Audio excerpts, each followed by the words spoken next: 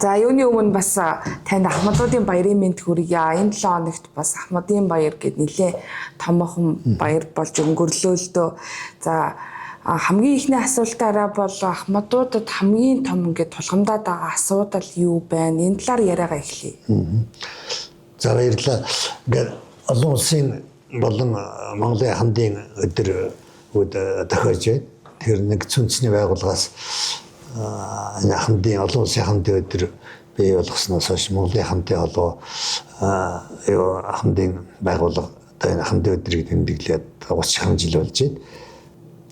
Өмнө мэдээж энэ дөрвөний тулгамж асуудал энэ амьдралын баталгаа, орлогын баталгааг хангах асуудал хамгийн чухал. За энэ бол энэ нийгмийн дадлын сангаас олох тэтгэврийн тухай хуулинд амжиргааны өртгийн өөрчлөлттэй инфляцтай холбогдуулаад тэр инфляц эдийн хувиар одоо өсөж байна. Тэрнтэй уялдвал тэтгэврийг 1 сарын 1-ээс нэмнэ гэдэг ингээд заасан байдаг. Энэ бол хойшлоо тогтооцсон. Тэгэхээр энэний дагуу нодлон бас нэмэгдүүлсэн, энэ жил нэмэгдүүлэхээр улсын төсөвтэй тусгатаад явж байгаа. Тэгээ харамсалтай нь одоо энэ тэтгэвэр амьдралын баталгаа болсон тэтгэвэр нь одоо амьдралд нь хүрэхгүй бага хэмжээтэй байгаа учраас ахмадууд одоо тэр ордон таарч одоо жагсаал суудаа хийгээд өсгөл нь зарлах хүртэл одоо ингээд тэмцэж байна. Тэгээ энэ бол одоо зүйлсний асуудал.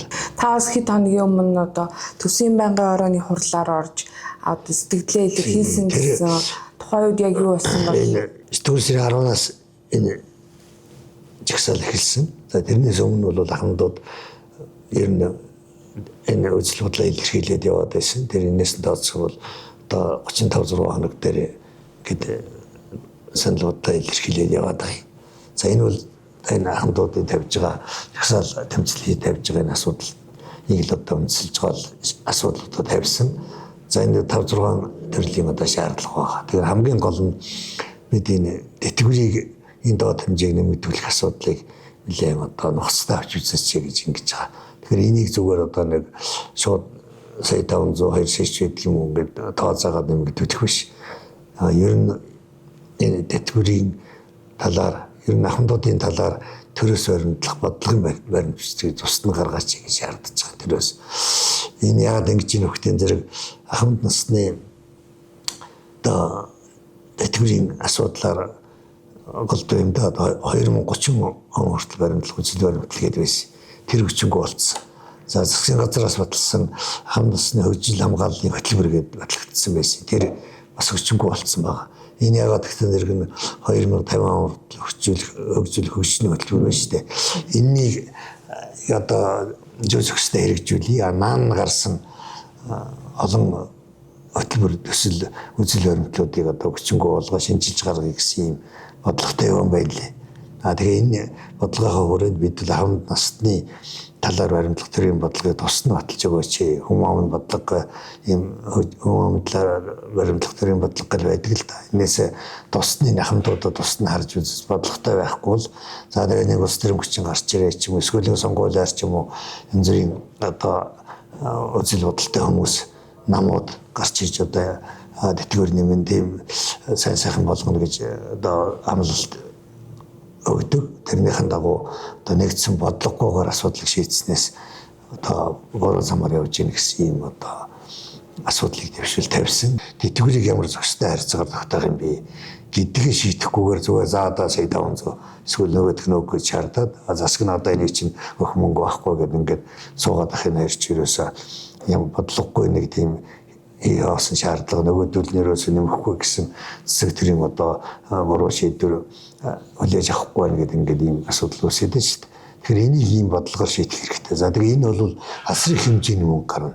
Хэрвээ ахмадуудын одоо тавьж байгаа шаардлагыг биелүүлээд дээр нөгөө нэг тэтгэвэр авч байгаа бус хүмүүсийн миний хэлдгээр ихтгэл зүрээр одоо өсгөөд өнөөдрийн тэтгэвэрч гарч байгаа хүмүүстэй 10 жилийн өмнөх тэтгэвэрч гарсан хүмүүсийг тэтгэврийг нойртуулаад ингээд тогтолцоо бодолд зарчим зөв болгоно гэх юм бол бараг одоо их 80 төгрөг нэмж харагдана. Тэгэхээр энэ мөнгө чинь тэгээд 26 онд жишээл төсвөр шийдэх боломж байхгүй шүү дээ. Тэгвэл энийгээ тэр бодлогын өрөнд 26 онд ямар их өсвөр гаргах юм?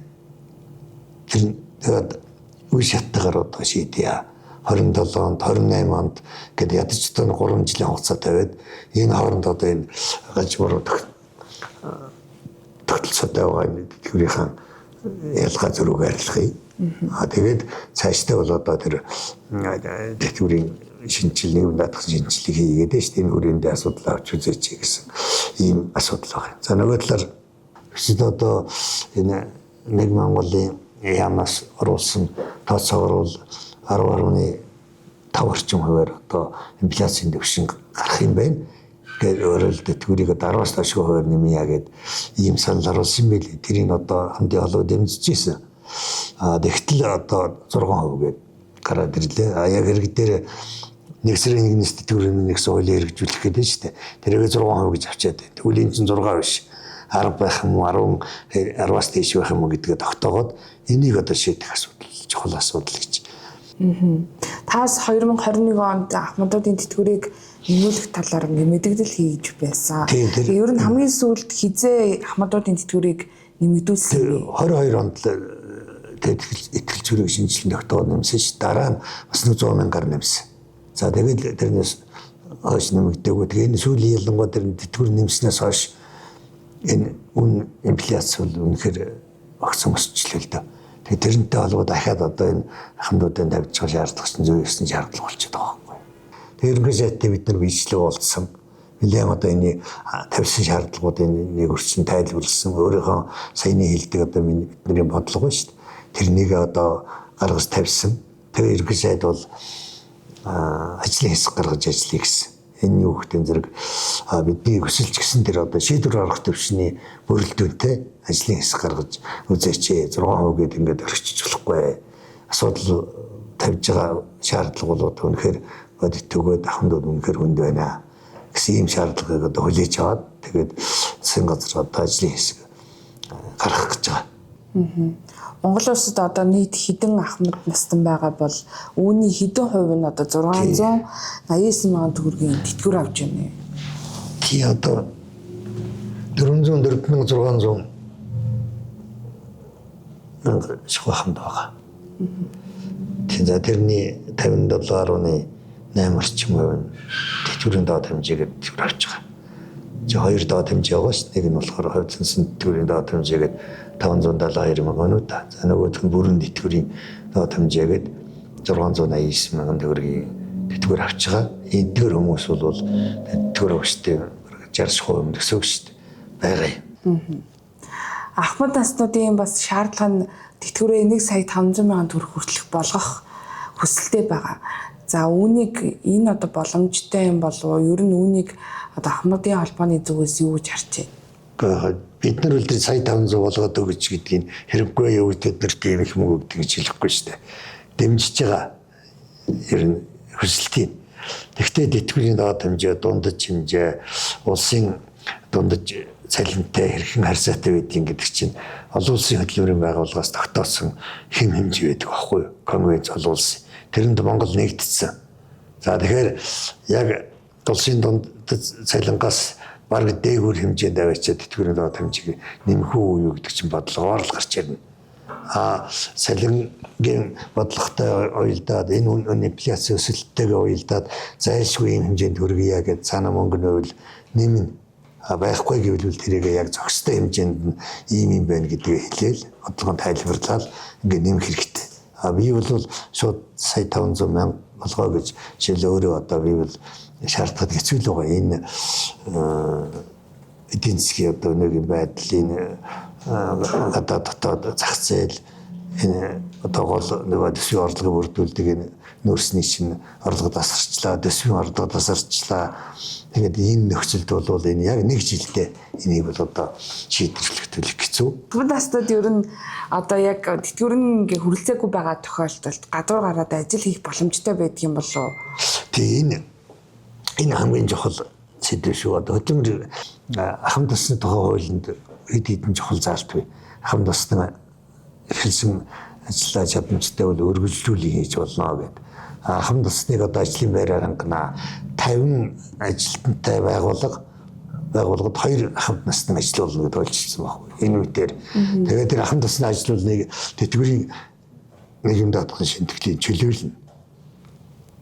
Тэгээд энэ хуулинд байгаа энэ заалтууд чинь хамтын хөдөлмөрлөлийг дэмжиж гин гэсэн үг байхгүй юу.